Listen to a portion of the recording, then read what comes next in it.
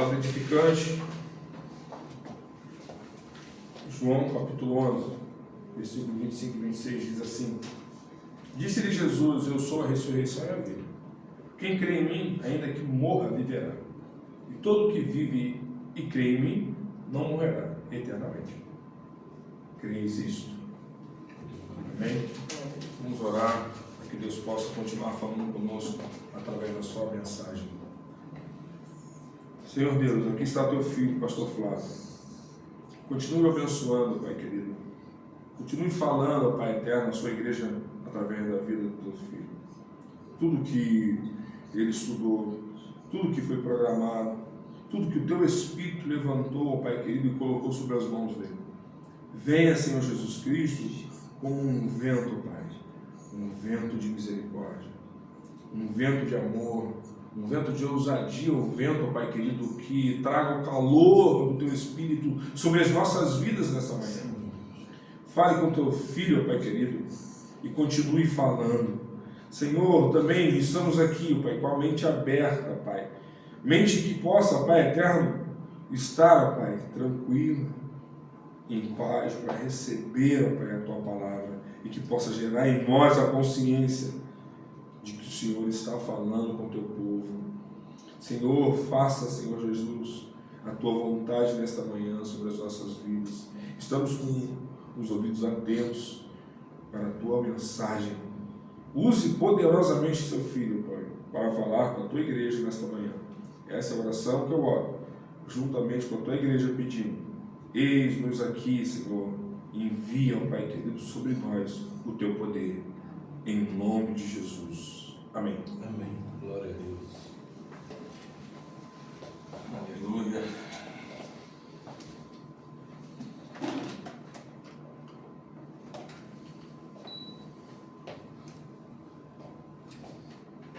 Bom dia, irmãos e irmãs. É sempre muito bom estar aqui louvando ao Senhor, pregando a Santa Palavra. Cada domingo a gente aprende um pouco mais, aprende diretamente do Senhor, assim como o apóstolo Paulo falou. Ele aprendeu diretamente do Senhor e nós aprendemos diretamente através da palavra do Senhor, que sempre nos edifica e nos transforma. Hoje quero tratar um tema com vocês, que é um tema muito necessário para o momento que a gente está vivendo no mundo. A gente vê novas coisas acontecendo no mundo. Estava ali conversando com o pastor Gerson e nós vemos uma crise mundial se desenrolando. O mundo está em polvorosa. Guerras, prenúncios de mais guerras, povo se levantando contra povo, pessoas passando fome, a fome aumentando no mundo, e a sanha dos homens cada vez conquistar mais coisas, sem olhar para o lado, sem poder ver o desespero de algumas pessoas. A gente não pode fechar os olhos para o que está acontecendo no mundo. Ontem estava vendo uma amiga, uma irmã lá de Brasília, estava num evento em Brasília, orando pela nação. Fizeram num parque lá, as igrejas se reuniram para orar pela nação, porque a gente tem vivido tempos muito ruins. A gente tem visto lojas fechando, pessoas perdendo emprego, pessoas perdendo plano de saúde, o desespero aumentando, famílias com dificuldade de se manter, até igrejas com dificuldade de se manter, né? Porque à medida que o povo vai empobrecendo, perdendo emprego, perdendo tudo, as igrejas não têm seu sustento natural. E isso redunda num assunto que a gente tem que falar. Igreja cristã é uma igreja que tem que ensinar o povo a se comportar diante das situações. E uma das situações que ninguém quer falar, mas que é uma situação que a gente vê hoje com muita frequência, é a morte. Quantas vezes a gente tem medo dessa palavrinha, né? É interessante que até dentro da igreja Às vezes a gente ouve pessoas falar assim: eu não quero morrer agora não. Quero morrer agora não, porque eu tenho muito para fazer nesse mundo. E o interessante é que muitas vezes a gente está andando, sai de casa e não sabe se vai voltar. A gente olha, tenho tanta coisa para fazer hoje, tantas mensagens para responder, e a gente, uma hora chega e tudo como vento. Então a morte é algo real. Muitas vezes algumas pessoas, os pais saem para trabalhar e não voltam mais. Os filhos saem e não voltam mais. Você está em casa assistindo uma TV e ali se vai. Aquela roupa fica por passar, a mensagem fica por responder, o e-mail também. Tudo se vai. Um piscar de olhos. E a gente não pensa nessas coisas. Mas a Bíblia, ela é sábia em todas as coisas. Em Eclesiastes, capítulo 7, verso 2, diz assim: melhor é ir à casa onde há luto do que ir à casa onde há banquete, pois naquela se vê o fim de todos os homens e os vivos que o tomem em consideração. Eclesiastes está dizendo que é bom a gente ir a um velório. Ontem teve velório de um pai de um pastor, amigo nosso, e foi de repente também. E ele se foi, e um dia você está com o pai, hoje não está mais. Então, esse é um assunto urgente que a gente precisa falar, principalmente para a situação que a gente vive no mundo. Quantas famílias lá da Rússia, da Ucrânia, de Israel, da própria Palestina, estão perdendo seus entes queridos, de uma hora para outra. E como a igreja encara essas coisas? Hoje, se você é pastor e prega sobre a morte, você é mórbido. Mas vem ele falar de morte, eu venho para cá e quero ouvir sobre vida. Mas nós precisamos ser preparados pelo Espírito Santo para poder falar determinadas coisas diante de situações. E muitas vezes a gente se vê assim de uma forma inesperada, a gente não sabe nem o que falar para uma pessoa, né? Porque a gente não para pensar nisso. A gente está numa velocidade tão grande, e a morte é algo interessante, porque às vezes você, quando vai ficando mais velho, vai ficando mais sábio e vai entendendo determinadas coisas e fala assim: nossa, como eu perdi tempo em determinadas coisas da minha vida. Como eu perdi tempo, muitas vezes, focando em coisas tão superficiais e perdendo a essência do que é importante na vida. E aí a gente começa a entender que a nossa carreira não é tão importante quanto a nossa família, a nossa conquista não é tão importante quanto um filho, uma mãe, uma filha. A gente começa a entender que aquele luxo todo não é tão importante quanto estar em paz e poder estar diante de uma natureza tão linda, tão construída de forma bela por Deus. E a gente começa a pegar a essência das coisas. E o interessante é que nesses períodos mais sangrentos, nesses períodos de mais dificuldade, muitas pessoas se voltam para isso. Eu me recordo na pandemia, quando muitas pessoas desesperadas se voltaram para as suas famílias. Mas tempos depois tudo passa e todo mundo volta para acelerar aquilo tudo de novo. Hoje eu vou pregar num texto em Filipenses, que eu quero, capítulo 1, você pode abrir na sua Bíblia, a partir do verso 19, que eu quero ver e trabalhar com vocês como a gente, como igreja, deve se comportar diante dessa palavrinha de 5 letras, morte. Porque é algo que todos nós um dia iremos viver. Iremos lidar com isso também. Assim diz a palavra do Senhor nos Filipenses capítulo 1, a partir do verso 19. Porque estou certo de que isto mesmo, pela vossa súplica e pela provisão do Espírito de Jesus Cristo, me redundará em libertação.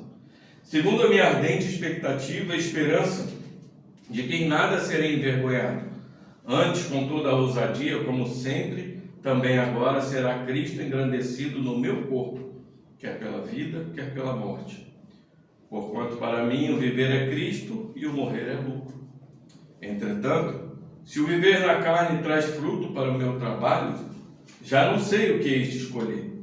Ora, de um e outro lado, estou constrangido, tendo desejo de partir e estar com Cristo, que é incomparavelmente melhor. Mas por vossa causa, é mais necessário permanecer na carne. E convencido disto, estou certo de que ficarei e permanecerei com todos vós, para o vosso progresso e gozo da fé, a fim de que aumente, quanto a mim, o motivo de vos gloriardes em Cristo Jesus, pela minha presença de novo convosco. Até aí, glória a Deus. Meus irmãos, esse texto começa numa sequência que Paulo vinha falando ali no capítulo 1, e Epafrodito, que tinha visitado Paulo na prisão, vai dizer para Paulo que os filipenses estavam preocupados, né? Que a situação de Paulo estava ruim. Ele estava preso, ele não podia pregar o evangelho, segundo a cabeça dos filipenses, né? E eles estavam preocupados com a saúde. Uma igreja que se preocupava com o membro que fundou a igreja ali de Filipos, junto a Lídia. E nós entendemos essa preocupação. Mas Paulo responde de uma forma muito interessante, porque ele vem falando aqui, logo no verso 19, porque estou certo de que isto mesmo, essa palavrinha isto, está falando das coisas que ele tem passado, das coisas que Paulo tem passado, as aflições, os sofrimentos, apedrejamento, perseguições, as dores e a prisão. E ele vai dizer que aos filipenses que a prisão dele tinha contribuído para o progresso do evangelho. Por isso que ele usa essa palavrinha isto. Ele está falando do progresso do evangelho na prisão dele. E ele explica por 3 motivos. Primeiro, porque os guardas que cuidavam de Paulo, a guarda pretoriana, que era a guarda particular de César, tinha tomado conhecimento do evangelho através de Paulo. A cada um que era acorrentado com Paulo, Paulo pregava o evangelho. A cada um, ele pregava o evangelho. E aqueles homens eram homens importantes, porque eles eram a guarda particular do imperador. Isso podia ser levado para dentro do palácio. E Paulo está ali, usando a prisão dele para isso. Segundo ponto, os cristãos de Roma, ao saber que Paulo estava preso, tiveram mais ânimo de pregar o evangelho. Falou assim: se Paulo está preso, nós não podemos ficar parados, nós vamos pregar, vamos ajudar a propagação do evangelho. E o terceiro ponto, alguns líderes que estavam com inveja de Paulo, da progressão do ministério de Paulo, começaram a pregar o evangelho. Já que Paulo está preso, vamos pregar o evangelho para ver se a gente se exalta um pouco mais. E Paulo se gloria até disso, do evangelho ser pregado por motivos errados. E ele diz que ele tem se gloriado nisso. Mas Paulo compartilha agora com os filipenses o seu coração, a expectativa que ele tem em relação ao futuro. E é disso que a gente precisa falar. É disso que a gente precisa, muitas vezes, viver. Não só entender, mas viver. Porque é tão difícil a gente lidar com situações de dificuldade, de dor, de sofrimento, de doença e até de morte. É difícil, porque o ser humano ele não foi criado para a morte, foi criado para a vida. Quando o Senhor criou Adão e Eva, eles foram criados para a vida. A morte surgiu após o pecado. Então nós temos dentro da nossa mente, do nosso coração, algo implantado assim, que eu nasci para a vida, eu não nasci para a morte. Porque foi isso que Deus fez por nós. Nós é que buscamos a morte. O ser humano buscou a morte. Hoje nós temos essa herança adâmica de que nós temos que passar pela morte. Mas Paulo compartilha com eles algo interessante. Aqui no verso 19 ele vai dizer assim: estou certo que isto mesmo, ou seja, o progresso do evangelho, pela vossa súplica e pela provisão do Espírito de Jesus Cristo, me redundará em libertação. Muitos vão entender que essa libertação de que Paulo está falando é uma libertação escatológica, né? Que Paulo, quer ele viva, quer ele morra, ele será liberto das amarras do pecado, das limitações impostas desse mundo, para viver na glória. Entretanto, a interpretação mais simples para essa passagem é que Paulo está falando da sua libertação da cadeia mesmo, né? Tanto que no capítulo 2, no verso 24, Paulo vai dizer assim: estou persuadido no Senhor de que também eu mesmo brevemente irei. Quando ele estava na prisão, Paulo também escreveu para um amigo seu, Filemão, e nessa carta, escrita no mesmo tempo na prisão, Paulo diz no verso 22, e ao mesmo tempo, prepara-me também pousada, pois espero que por vossas orações vos serei restituído. Paulo já sabia, ele tinha essa esperança no seu coração de que ele seria liberto. Paulo tinha essa convicção de que Deus lhe daria um veredito favorável. Essa certeza dele não era uma certeza mística. Ah, porque Deus falou comigo. Não. Paulo tinha essa certeza no seu coração pelas coisas que ele fez. E vamos entender de que ele está falando. Porque, olha que interessante, a acusação contra Paulo era uma acusação de que ele pregava um outro Senhor, de que ele adorava um outro Senhor, e foi uma acusação feita pelos judeus, só que os judeus eram tão hipócritas porque eles também adoravam outro Senhor. O incômodo deles é que Paulo estava pregando Cristo para as multidões, e as pessoas se convertendo. E a essa altura, Paulo já tinha feito uma defesa. Ele tinha feito a primeira defesa ali diante do rei Agripa, em que ele quase converteu, falando de forma simples do Evangelho. Nesse momento, a perseguição contra os cristãos ainda não havia sido imposta, não era uma perseguição velada. Isso surge ali em Nero, a partir de 62 depois de Cristo. Que ele começa a perseguir os cristãos, criando aquela situação em que ele coloca fogo em metade da cidade, dizendo que os cristãos aqui colocaram fogo para justificar a perseguição e continuar toda essa perseguição. Mas nesse momento que Paulo está preso, não existia uma perseguição ainda. Os cristãos estavam começando o seu ministério. E Paulo já tinha respondido de forma simples, apresentando o Evangelho diante do imperador. E outra coisa interessante é que Paulo contava com as súplicas e orações dos crentes de Filipos. Ele fala aqui, pela vossa súplica e pela provisão do Espírito de Jesus Cristo. O quarto ponto é que Paulo contava com a ajuda do Espírito Santo. Então, preste atenção, ele já tinha feito uma boa defesa. Segundo, o Império Romano não tinha motivo para perseguir os cristãos. Terceiro, ele contava com a oração e súplica dos crentes de Filipos. E quarto, ele contava com a ajuda do Espírito Santo. E Paulo devia lembrar as palavras de Cristo em Marcos 13, verso 11, que diz assim: quando, pois, vos levarem, vos entregarem, não vos preocupeis com o que haveis de dizer, mas o que vos for concedido naquela hora, isso falai, porque não sois vós que o que falais, mas o Espírito Santo. O apóstolo contava com a ajuda do Espírito Santo de mostrar a simplicidade do Evangelho, de que ele não era contra o imperador, mas que ele não podia chamar o imperador de Senhor, porque ele tinha um Deus, e ele chamava esse Deus de Senhor. E note uma importante lição nisso, meus irmãos. Esse é o primeiro ponto que eu quero tocar com vocês.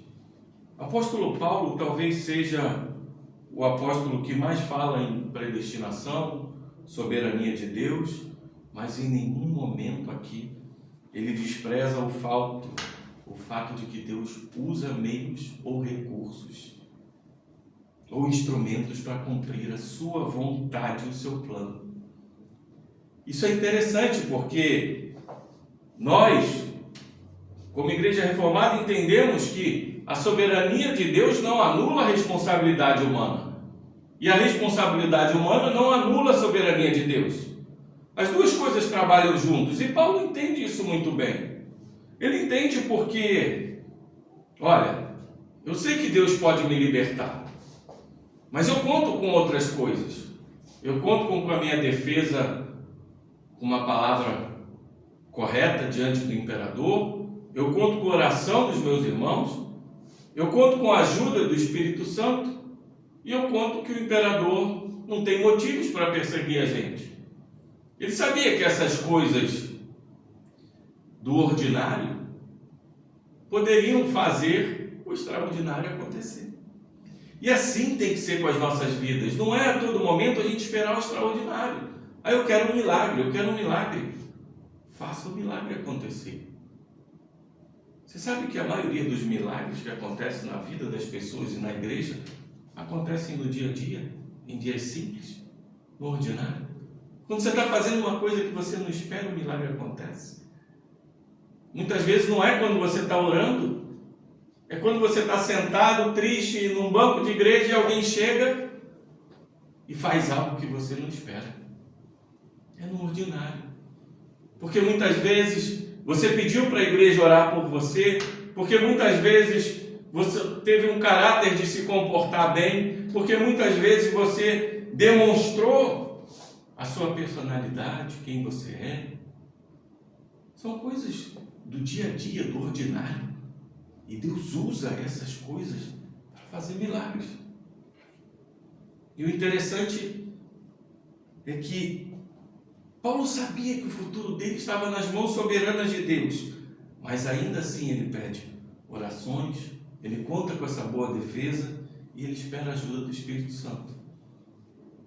Ele usa os meios que ele tem. Ele lembra da palavra de Jesus, ele lembra dos irmãos e ele lembra da sua sabedoria.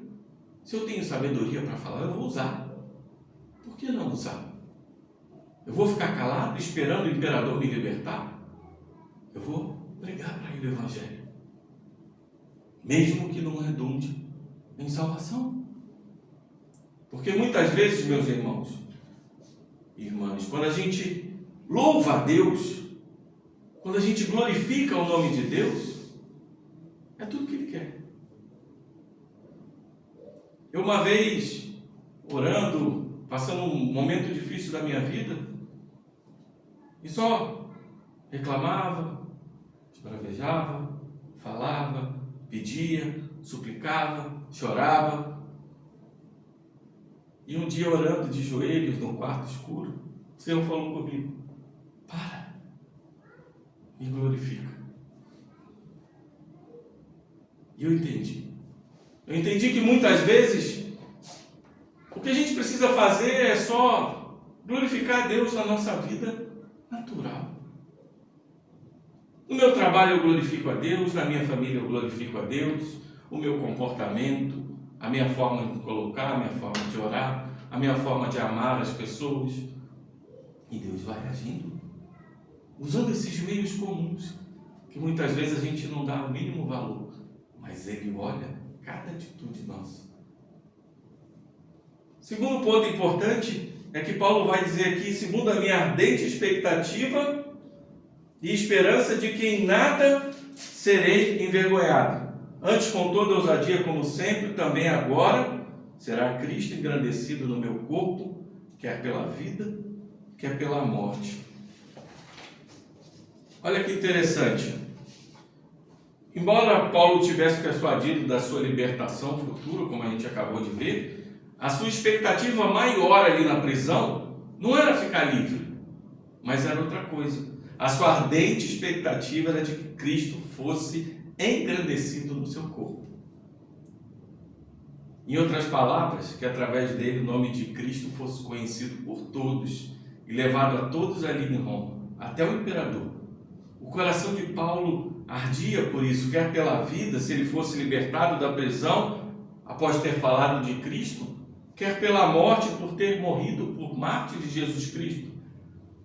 Mas em tudo, no seu corpo, Cristo seria glorificado. Essa era a ardente expectativa dele. Paulo ainda acrescenta que nada será envergonhado. Diante de Deus, diante da igreja, de si mesmo. Ele não queria fraquejar nem negar a Cristo diante da possibilidade da pena de morte. Ele só queria anunciar o Evangelho. Isso tem algo a nos falar. O que Paulo está dizendo aqui para nós, ele diz assim, olha, a vida está aí, o império está aí, as coisas acontecem, tudo acontece, mas sabe o que é o mais importante? É que olhem para a sua vida e digam assim, mesmo diante de todas essas situações, ainda consegue de falar de Cristo? A gente cantou aqui, né? A gente cantou que naquele louvor, muitos dizem, onde está o teu Deus? Né? Aquele louvor espera em Deus. Onde está o teu Deus?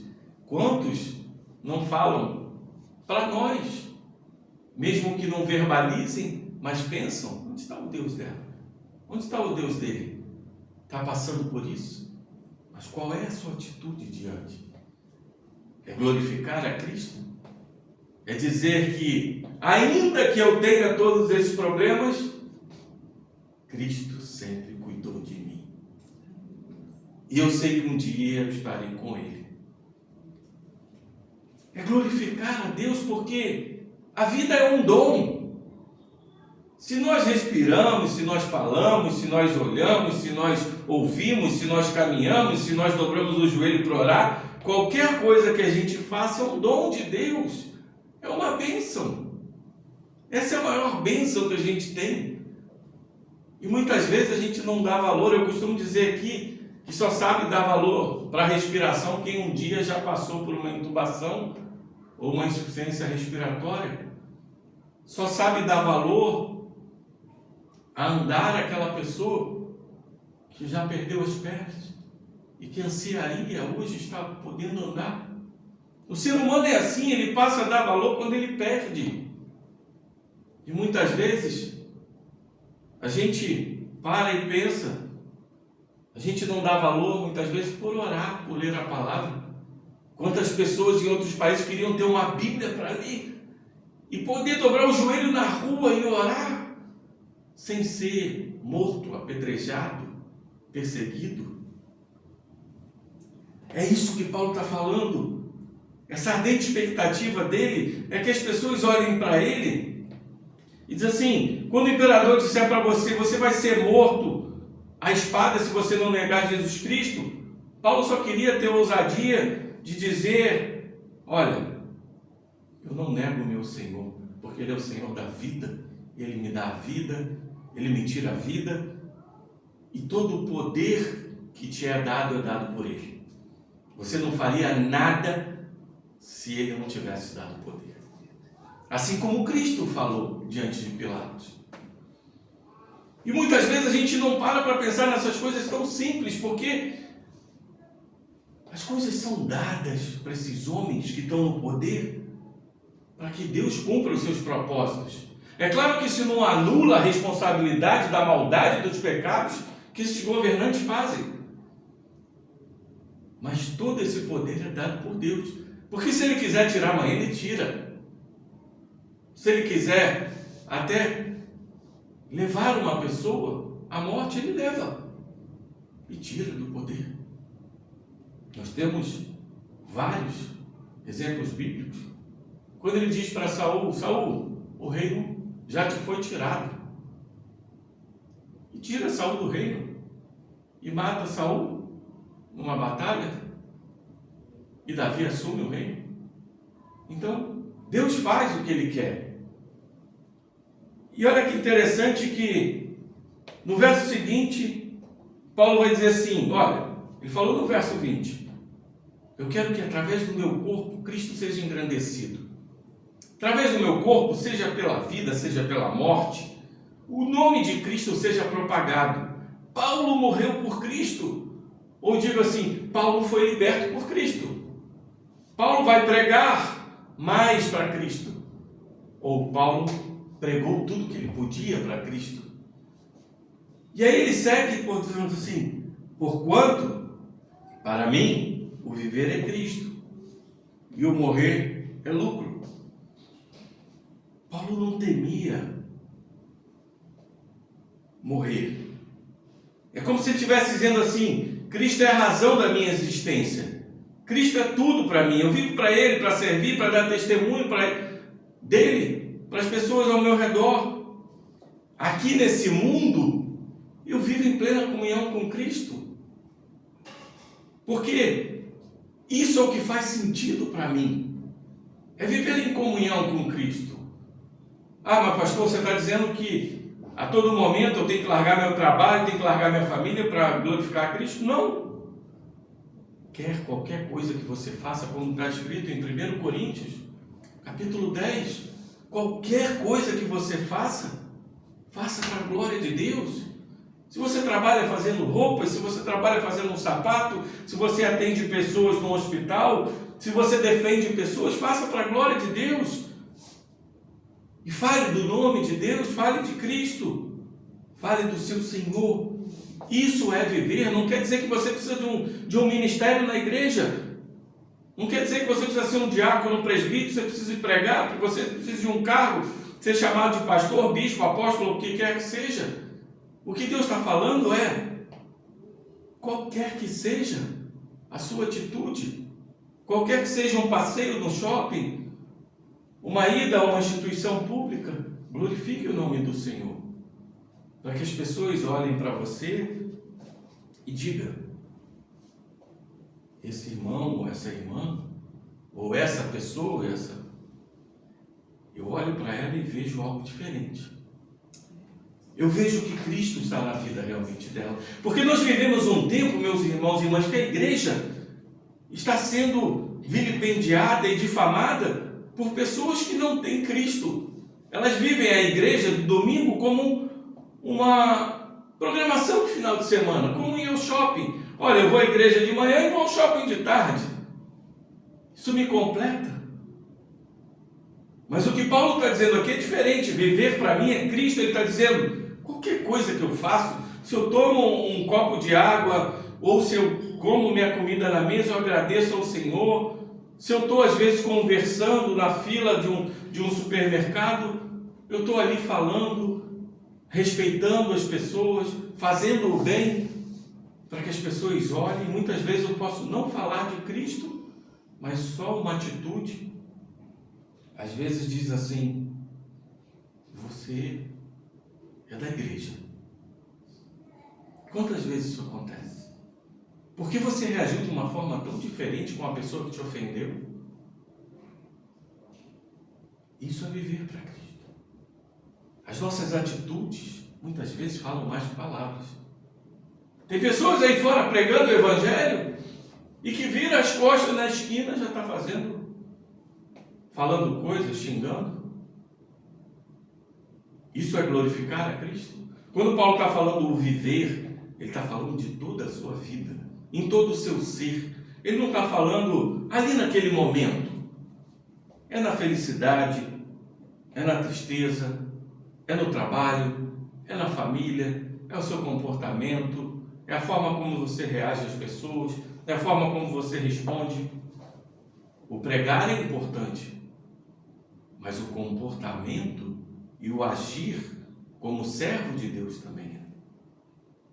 E é isso que Paulo diz. Olha, todos estão vendo aqui. Os soldados estão vendo. A guarda pretoriana está vendo. O imperador está vendo. Que a minha conduta diante deles, eu tenho procurado ser íntegro e servir como um servo de Deus. Então, se eu puder continuar vivo, eu vou continuar glorificando a Deus na minha conduta. Agora, se eu tiver que morrer, que eu morro olhando para os céus. Assim, como Estevão morreu, eu digo assim: Senhor, entrego a Ti o meu espírito, porque eu sei que eu estarei junto com o Senhor. E por que Paulo diz que a morte para ele é lucro? Porque Paulo, na verdade, já estava no prejuízo. Ele já tinha morrido para si mesmo. A vida dele não era mais nada sem Cristo. Isso, na verdade, é como ele fala ali em Filipenses mais para frente, que o alvo dele agora é Cristo, que todas as coisas que ficaram para trás era como se fosse esterco. Ele morreu para ele mesmo. Então qualquer coisa que aconteça agora é natural para ele, porque ele sabe o futuro dele. E nós estamos chegando no ponto que é interessante, porque a ardente expectativa dele era que Cristo fosse glorificado. Paulo era um exemplo de alguém que vivia literalmente para o Senhor Jesus. E essas palavras de Paulo muitas vezes nos envergonham, porque nós, eu me incluo nisso, todos nós, quantas vezes desonramos o Senhor com nossas atitudes, comportamentos, palavras, né? E o que ele está falando aqui para nós, deixando um recado bem claro, é que muitas vezes essa sua atitude é o que é mais importante. Lembra que eu falei aqui que Deus usa as coisas ordinárias para fazer o extraordinário? E muitas vezes, por que Deus olhou para Paulo nesse momento? Eu tenho certeza e viu assim: olha a conduta do meu servo, em paz, em tranquilidade diante dos homens, falando com sabedoria, pedindo oração dos irmãos, pregando o meu evangelho.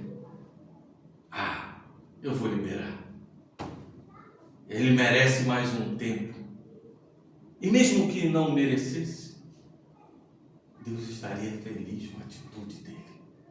Meu servo, você cumpriu tudo que foi proposto para você. E assim é, porque seria ótimo se a gente tivesse essa ardente expectativa em nosso coração, dia após dia. Essa visão de Paulo que ele tinha em relação ao futuro traz um dilema entre a vida e a morte. Porque nos versos 22 e 23 ele diz assim: entretanto, se o viver na carne traz fruto para o meu trabalho, já não sei o que hei de escolher. Ora, de um e outro lado estou constrangido, tendo desejo de partir e estar com Cristo, o que é incomparavelmente melhor. Olha que interessante. A visão de Paulo, que o viver é Cristo e o morrer é lucro. E traz esse dilema para nós, porque o morrer para ele era lucro, mas não era lucro para os seus irmãos. Paulo está preocupado com seus irmãos. Ele está ali na prisão, aguardando a sentença, e só havia duas possibilidades: ele ser liberto e continuar vivendo, ou ser morto. E se ele continuasse liberto, ele poderia pregar mais para Cristo, trabalhar mais para Deus. E se ele fosse morto, ele estaria com Cristo. Mas Paulo vivia tanto para Cristo, que ele fala assim: eu estou preocupado com os meus irmãos. Eu acabei de fundar a igreja com vocês em Filipos. A igreja está progredindo. E eu sei que eu ainda posso ajudá-los. Eu sei que eu posso ainda estar com vocês. Eu sei que eu posso contribuir um pouco mais para esse evangelho em Roma, em Filipos, em Éfeso, onde quer que vá a planta dos meus pés. E se eu tenho mais esse tempo que Deus me deu, eu vou levar o que eu preciso levar. Nós estamos falando aqui de um servo de Deus que tinha um ministério. Era um apóstolo que pregava o evangelho. E muitas vezes você fala: mas eu não sou Paulo. Paulo era Paulo. Ei, quantas vezes você leu na Bíblia que Deus pega o pequeno e transforma em grande? Que Deus não precisa de grandeza, porque Ele já é grande. E Ele torna grande quem Ele quer. Você só precisa se colocar diante de Deus e dizer: eis-me aqui, Senhor. Eis-me aqui. Eu não sei o que falar para minha chefe, eu não sei o que falar para o meu chefe, eu não sei o que falar para minha família. Usa a minha boca, Espírito Santo. Irmãos, irmãs, orem pela minha família, para que Deus me use, ou que use uma outra pessoa, para que o evangelho alcance a minha família. Paulo não sabia o que pedir a Deus. Olha o coração desse homem. Olha, Senhor, eu quero tanto estar contigo, porque é tão maravilhoso a tua presença, E você vai lembrar que Paulo, 20 anos atrás dessa prisão, primeiro, ali na carta aos Coríntios, no capítulo 12, na segunda carta, ele foi levado ao terceiro céu. Ele não sabe se foi no corpo ou fora do corpo, mas ele diz que foi levado até o paraíso, a presença de Deus, a presença de Cristo. E ele ouviu palavras inefáveis, que ele não tinha como trazer essa palavra para os seus leitores. Paulo teve contato com Deus. Ele sabia o quão glorioso era isso. E ele tinha necessidade de dizer assim: Senhor, é incomparavelmente melhor, mas tem algo que eu me preocupo, que são meus irmãos e irmãs, que ainda estão crescendo na fé, que ainda estão precisando de mim. E eu tenho certeza que mesmo se Deus estivesse inclinado a levar Paulo naquele momento, vendo o coração desse homem, ele tem muito trabalho a fazer ainda.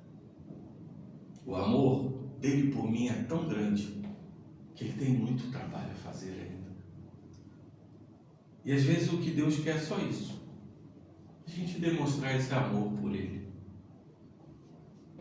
E Paulo nos impressiona porque o senso de dever acabou prevalecendo sobre o seu desejo pessoal. Porque ele diz assim: mas por vossa causa é mais necessário permanecer na carne. Ele considera que é mais necessário salvar mais vidas, ajudar os irmãos em fraqueza, ajudá-los na perseguição.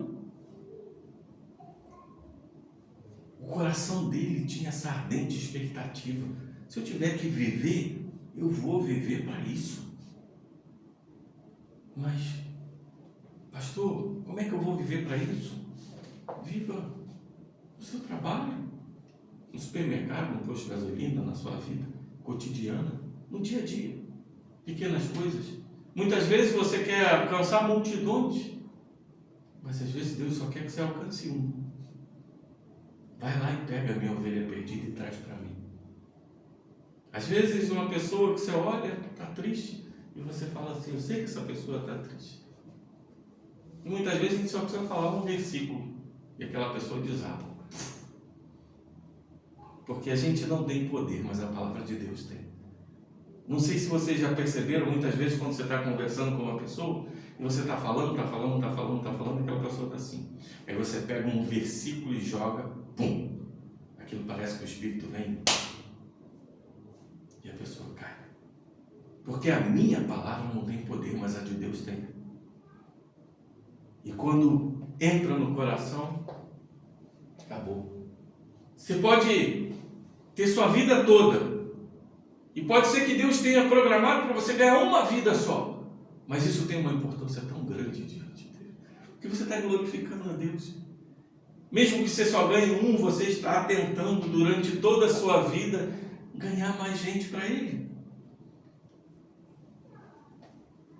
A convicção de Paulo era continuar a vida. Ele diz assim: convencido disto, estou certo de que ficarei e permanecerei com todos vós para o vosso progresso e gozo da fé, ao fim de que aumente quanto a mim o motivo de vos gloriardes em Cristo Jesus, pela minha presença de novo convosco. Paulo estava convencido que era necessário viver mais um tempo, por esse amor que ele tinha para os filipenses. Ele queria ficar livre para voltar a vê-los, anunciar a intenção dele, anunciar o Evangelho. No verso 25 ele diz, ele tinha 3 objetivos, né? Primeiro ele diz: para o vosso progresso.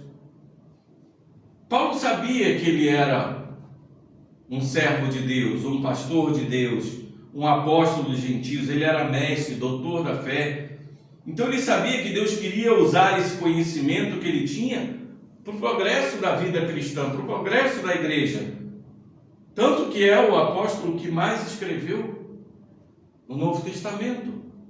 Deus usa a sabedoria de Paulo, e ele sabia: se Deus me deu aquela sabedoria lá atrás, quando eu era fariseu, era o segundo na sinagoga, eu tenho que usar essa sabedoria agora para ganhar almas para Cristo. Ele sabia que a vida de cristão, de fato, é dinâmica. Paulo tinha chamado para conduzir esses irmãos até a maturidade cristã. Segundo ponto, ele diz para que tenham gozo na fé. E para isso, era necessário compreender uma série de coisas, como a razão do sofrimento na vida, as realidades nas quais devemos focar a nossa vida. E ele tinha essa paixão de passar isso para os filipenses, contar as histórias dele. Olha, eu passei tanta dificuldade, eu fui escoteado, eu fui apedrejado, eu fui preso, eu fui vilipendiado, eu fui xingado, eu fui perseguido, eu fui preso em Roma. Mas todas essas coisas me trouxeram alegria, porque eu via Cristo em todas essas coisas. Qual é a forma da gente ter alegria? É quando a gente, diante dessas situações, a gente olha para Cristo e fala assim: podem me tirar tudo, mas eu ainda tenho o Senhor. Tudo muda. A sua forma de ver muda. E essa passagem nos ensina uma terceira coisa, que para se gloriar em Cristo Jesus, esse era o terceiro objetivo, agradecendo mais a Deus pelo retorno dele após as súplicas e orações. O que essa passagem está nos ensinando? Primeiro, Deus usa meios para realizar os seus planos. Deus age no ordinário para que ele faça o extraordinário. Esse é o primeiro ponto interessante. Como a gente falou aqui, a soberania de Deus não exclui o uso de meios e nem das decisões e das escolhas humanas. Nós precisamos ter condutas corretas, nós precisamos fazer o que é correto para que Deus haja no simples, no cotidiano, no dia a dia, quando você menos se espera. E eu vou dizer para vocês, se você espera em Deus algo, será num dia simples, no cotidiano, quando Ele te levantará e dizer: chega, agora recebe o que tem para receber. E você não vai acreditar, porque são nesses momentos que a gente vê a glória de Deus. Muitas vezes não é orando, levantando os braços, mas é no simples. Cristo no seu ministério agiu no simples, em todos os momentos.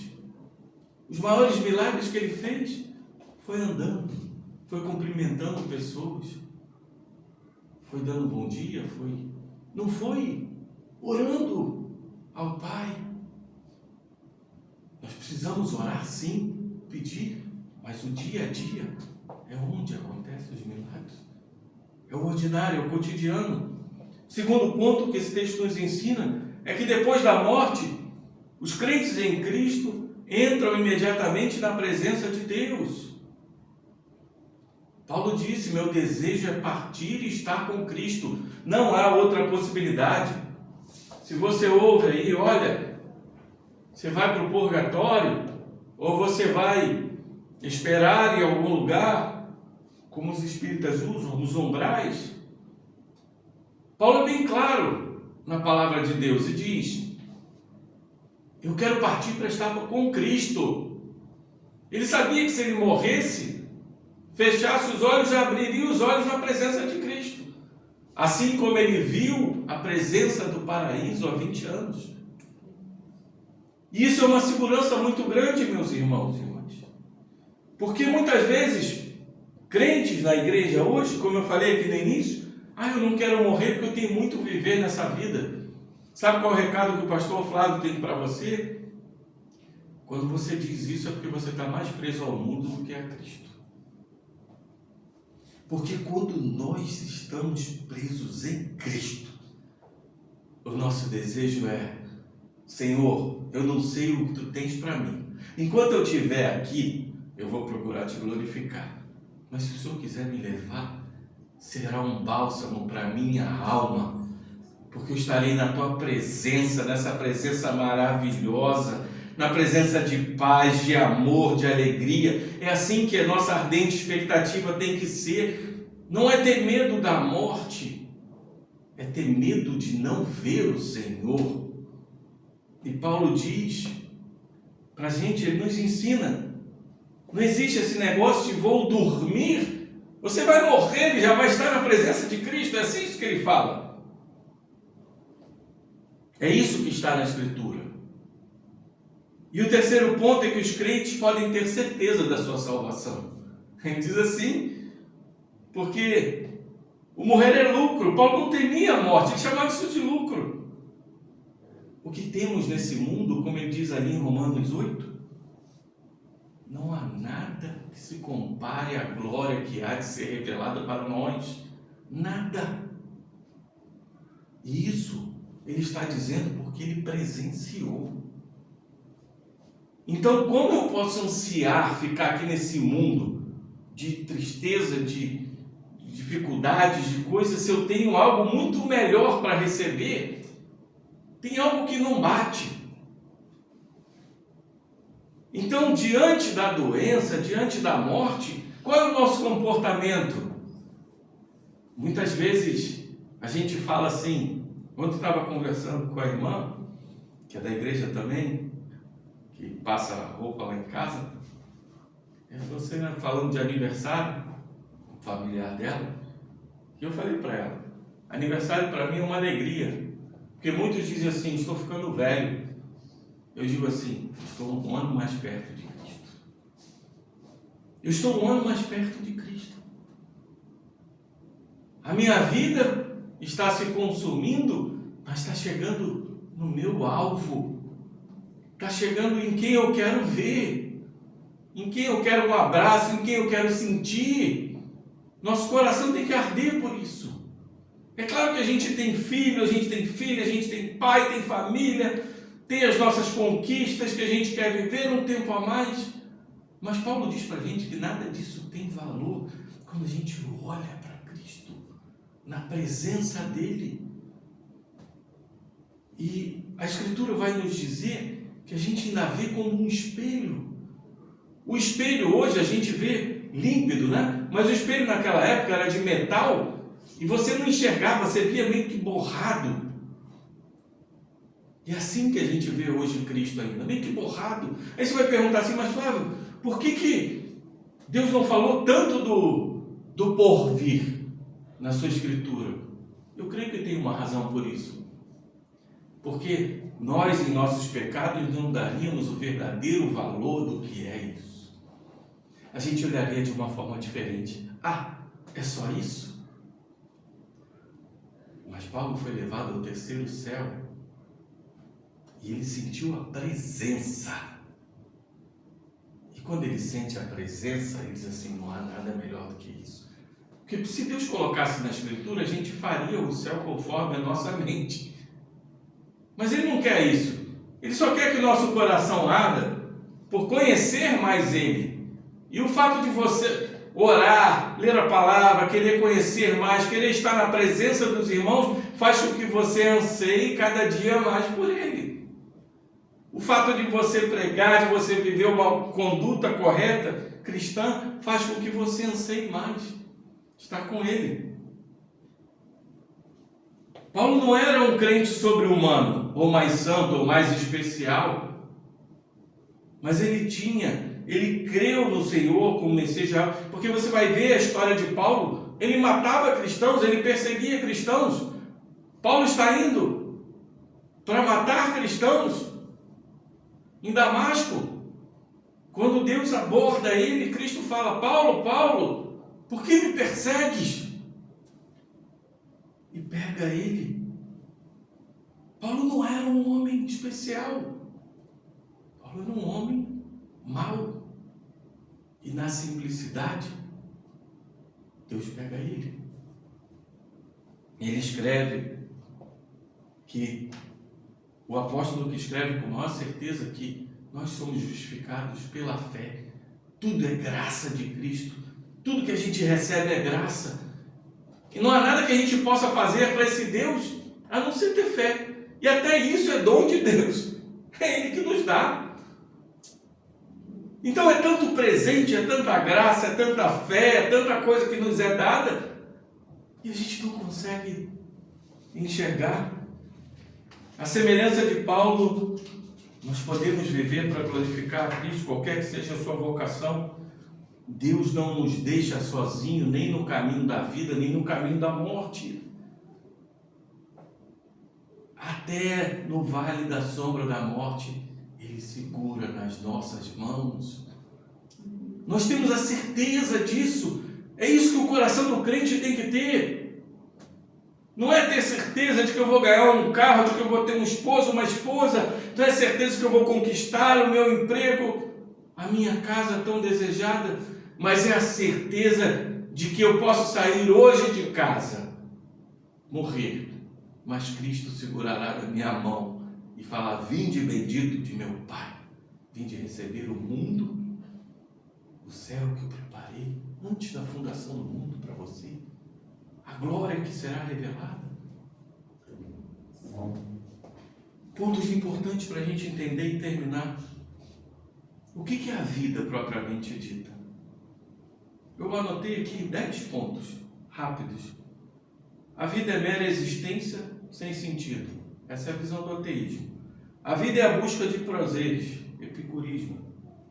A vida é algo que temos que suportar, estoicismo. A vida é algo que não adianta fazer nada, cinismo. A vida é passar o tempo mortificando a carne de maneira passiva, misticismo. A vida significa família, trabalho, ocupações, atividades do viver diário, conceito comum de vida. A vida significa uma oportunidade de fazer o bem, de melhorar o mundo, de promover a elevação do estado da sociedade, humanismo. A vida é ser religioso e cumprir os deveres religiosos, religiosidade. A vida é Deus como centro da sua vida, mas sem saber como é Deus, teísmo aberto. E a vida é Cristo, João 14, 6. Talvez você esteja pensando que essa declaração de Paulo não é para você, por ser um cristão comum, como eu falei aqui, mas sim para homens mais espirituais, mulheres mais espirituais e santos. Não. Na verdade, o que é verdade para Paulo é verdade para nós. Porque o primogênito só tem um, que é Cristo. E a Escritura vai dizer, dentre muitos irmãos. Não está falando aquele irmão mais importante, dentre muitos irmãos, diante de Deus. Para Paulo, Cristo significa viver, e viver significa Cristo. E ele faz uma distinção fundamental entre os incrédulos e o cristão. Porque o incrédulo vive querendo esse mundo, e o cristão vive querendo glorificar a Deus enquanto está nesse mundo, mas que tem paz quando se fala de morte. Se você já foi a um velório de uma pessoa incrédula e de uma pessoa crente, a diferença é gritante. Enquanto uns estão em desespero, muitas vezes gritando, esbravejando, outros estão louvando, estão cantando, estão glorificando a Deus, porque eles sabem para onde aquela pessoa está indo. E isso faz toda a diferença, meus irmãos, porque a gente sabe que o objeto do nosso amor é o que norteia a nossa vida. Pensar em Cristo, agir para a glória de Cristo, se libertar das coisas que acontecem, a forma que a gente reage, procurando satisfação só em Cristo, ter só uma paixão, Ele e somente Ele. Isso não anula o seu amor pelo seu filho, pela sua filha, isso não anula o seu amor pelos seus pais, pelas coisas que você conquistou, mas o seu foco principal é que quando seja as coisas alegres ou as coisas tristes surjam, o seu foco seja Cristo. Senhor, hoje eu só tenho arroz para comer na minha mesa, mas muito obrigado, porque o Senhor não deixou faltar comida.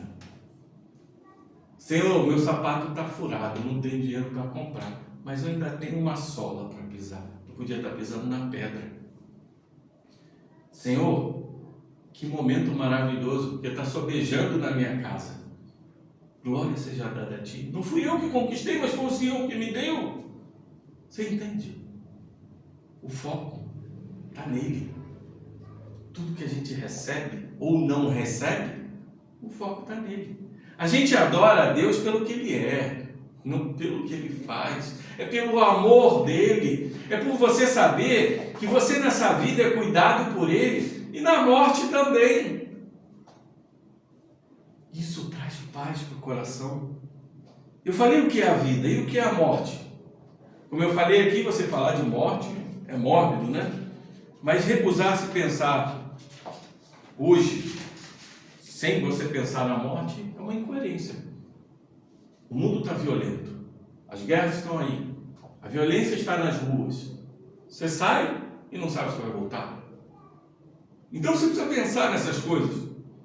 E é até um pouco hipócrita, porque a gente faz plano de saúde, seguro de vida, a gente faz tantas coisas, pensando indiretamente na morte. Mas quando a gente vai falar de morte, não pode falar. Mas é necessário, para a gente terminar aqui. Existem algumas maneiras de se ver a morte. É interessante que o apóstolo que escreve ali em Hebreus 2,15, ele diz assim: com pavor da morte estavam sujeitos à escravidão por toda a vida.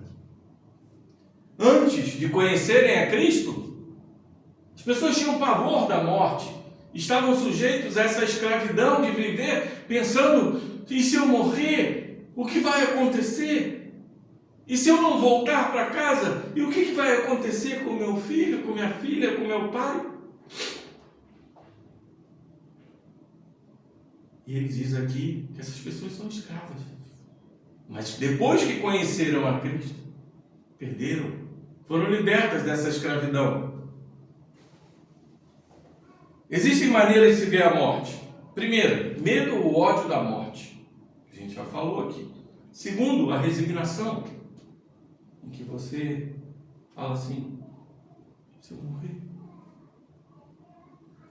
Depois, a tentativa de mostrar ousadia e coragem. Eu não tenho medo da morte, eu vou enfrentar a morte, mas sem saber o que vem. E a quarta visão é a visão cristã.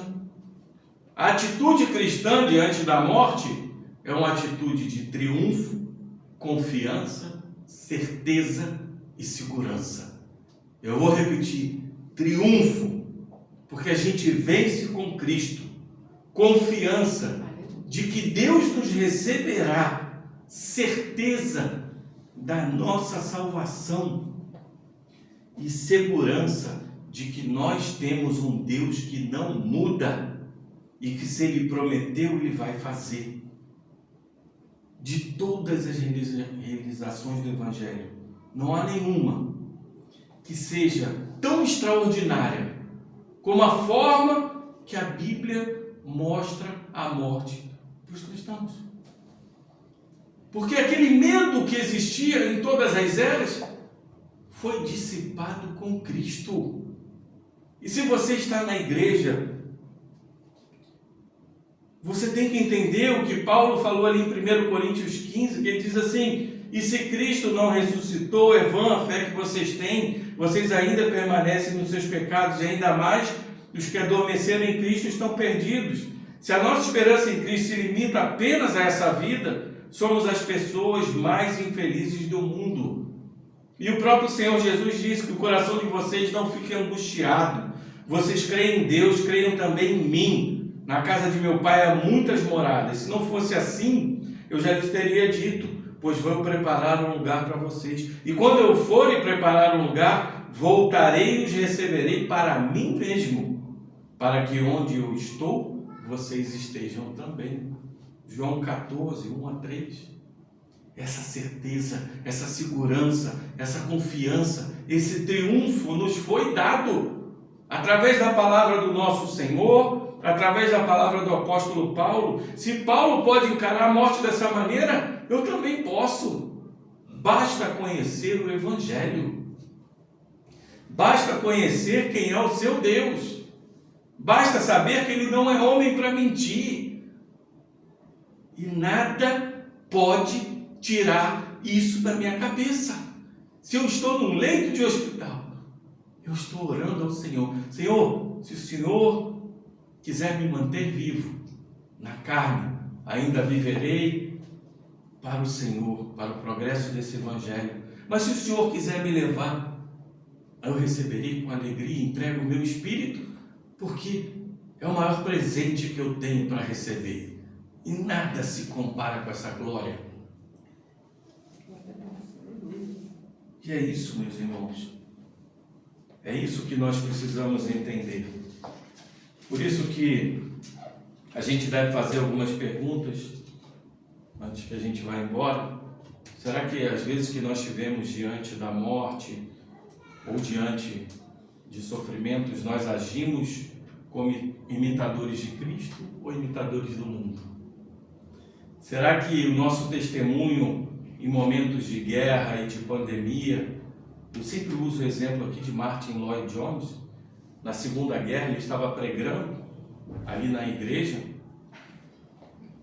e as bombas estourando, bum, bum, do lado da igreja. E teve uma que caiu tão perto da igreja dele que os vidros estremeceram, alguns chegaram a quebrar. E as pessoas olhavam para o pastor Martin Lloyd Jones e viam a paz e a tranquilidade. Ele deu um suspiro, respirou profundo e continuou a pregar. Que conduta! Provai e vede que o Senhor é bom. Bem-aventurado o homem que nele confia. Você tem tido ânimo diante das aflições? No mundo teríamos aflições, mas Jesus venceu o mundo. Será que nós temos demonstrado em nosso comportamento, em nossas atitudes diante do sofrimento, da morte, da perseguição, que nós somos servos do Senhor, para que glorifiquem o Pai de vocês que está nos céus? Mateus 5. Como a igreja tem seguido a ordem de Cristo? Será que diante de doenças, de pandemias, o que quer que seja, eu me recluso dentro do meu quarto e protejo a minha vida, ou eu saio para salvar mais vidas, porque tantos estão morrendo sem Cristo? E é muito discrepante, meus irmãos, o que tem acontecido com a igreja, porque na época da peste na Europa, Lutero, aqueles homens pregavam no leito de pessoas com peste. Lutero perdeu o familiar. Ele não pegou, mas através da vida dele, pessoas da família dele pegaram e morreram. Mas ele não deixou de pregar o Evangelho e salvar mais pessoas. Porque ele sabia que a família dele, se morresse, estaria salva. Mas ele sabia que tinha gente ali que, se morresse com peste, sem Cristo, estaria na perdição. Então o anseio dele era tão grande de glorificar que, meio no meio daquela pandemia, ele só se importava em ver vida e não fugir da vida. Há um ditado tão importante que diz assim: não ame tanto a sua vida a ponto de deixar de viver. Não sei se você entende. Não ame tanto a sua vida a ponto de você deixar de viver. Porque se a gente tenta se preservar ao máximo, a gente deixa de viver e deixa de transbordar a vida para as outras pessoas. E essa é a função do povo de Deus. Quando todos estão desesperados em um pandemônio, em algo que as pessoas estão dizendo, a guerra, a pandemia, as mortes, e você em paz, levando orações dos lares, levando palavra, buscando acalmar o coração dessas pessoas, glorifica o nome de Cristo, porque você tem certeza, você tem segurança, você tem confiança, e você sabe que há um triunfo na morte com Cristo. Os ímpios, infelizmente, estão a um passo da perdição. E se nosso coração crê nesse Evangelho de todo o coração, é a nossa função amar a Cristo na nossa carne e amar a Cristo na nossa morte. Porque se vivemos aqui, vivemos para Cristo verdadeiramente, em coisas simples, cotidianas. Mas se morrermos, morreremos para o alvo de nossas vidas, para aquele que nos resgatou, nos libertou, nos salvou. E hoje nós podemos dizer: louvado seja o nome do Senhor Jesus Cristo. Louvado seja aquele que domina o poder da vida e o poder da morte. e tudo está nas mãos do Senhor. Glória a Deus. Deus seja louvado. Amém. Amém. Glória a Deus. Senhor, estamos aqui diante de Ti para Te agradecer, Pai. Te agradecer por mais esse domingo, por mais essa palavra, te agradecer pelo Teu amor. E de sabermos, Pai, que diante de aflições, perseguições, dores, sofrimentos, qualquer seja a situação, mesmo no vale da sombra da morte, nós podemos contar com o Senhor. Essa é a certeza da igreja cristã. É isso que nos faz diferente diante da morte. É de sabermos que a morte na visão cristã, ela não é uma resignação, ela não é um desafio, ela não é algo que eu tenho que temer, mas ela é algo de um triunfo, de uma certeza, de uma segurança, de uma esperança, de saber que o meu Senhor me receberá na glória assim que eu fechar esses olhos, e de que eu sou salvo em Cristo e que não há glória maior do que essa que há de ser revelada na nossa morte, porque na morte que receberemos o maior presente de nossas vidas. Se envelhecemos, se adoecemos, se sofremos, é porque os teus planos estão sendo cumpridos e um dia estaremos diante do Senhor.